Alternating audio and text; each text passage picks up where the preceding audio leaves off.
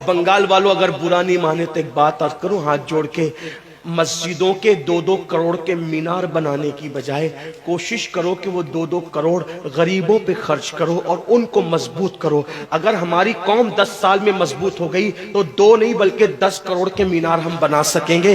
اس لیے میری گزارش ہے جلسوں کے خرچے بھی کم کرو، شادیوں کے خرچے بھی کم کرو اور سب خرچے کم کر کے اپنی قوم کو مضبوط کرو۔ حضور علیہ السلام اسی لیے تشریف لائے تھے تو دیندار بنو، مالدار بنو، اور نمبر 3 ایجوکیشن پہ بہت محنت کرو۔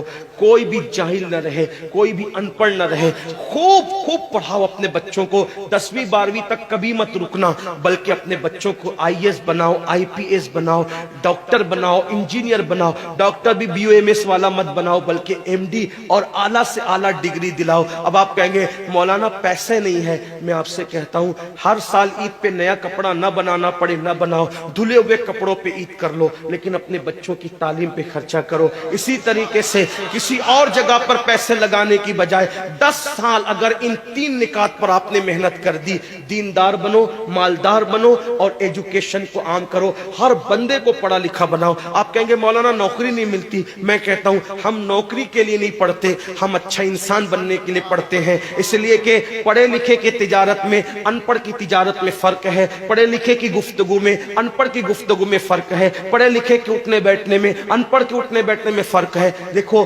آپ یہ نہیں کہتا ہوں کہ آپ سب ان پڑھو، لیکن ایک بات آپ سے کہتا ہوں محفل میں پڑھے لکھوں کا انداز اور ہوتا ہے، ان پڑھ لوگوں کا انداز اور ہوتا ہے۔ کھانے میں، پینے میں، اٹھنے میں، بیٹھنے میں تعلیم کو عام کرو، دنیا بھی پڑھاؤ، آخرت بھی پڑھاؤ۔ اپنے بچوں کو اتنا علم دو کہ وہ مسلمان رہے، سچے مسلمان رہے، اور اپنی بچیوں کو بھی اتنا علم دو سچی پکی مسلمان رہے، اور اسکول، کالج، یونیورسٹی میں اعلیٰ سے اعلیٰ تعلیم دلاؤ۔ اور یاد رکھنا غربت کا بہانہ مت بناؤ۔ بیٹیا کی شادی ہوتی ہے تو لاکھوں روپے کہاں سے آتے ہیں، اور آپ سے کہتا ہوں 8 گھنٹے محنت کرنے کی بجائے 16 گھنٹے محنت کرو، محنت میں پیچھے مت ہٹو، اپنے بچوں کو پڑھاؤ۔ صرف 10-12 سال ہندوستان کے تمام مسلمان محنت کر کے اپنے بچوں پہ محنت کر لیں، کوشش کر لیں، کاوش کر لیں، تو دیکھنا نقشہ بدل جائے گا۔ یہ بھی آپ سے کہتا ہوں، ایک بات کہتا ہوں، منع نہیں کر رہا ہوں، اگر مجھ سے غلطی ہو تو میرے علماء اصلاح کریں گے، آپ میری ذات کو دیکھ کے قبول نہیں کرنا۔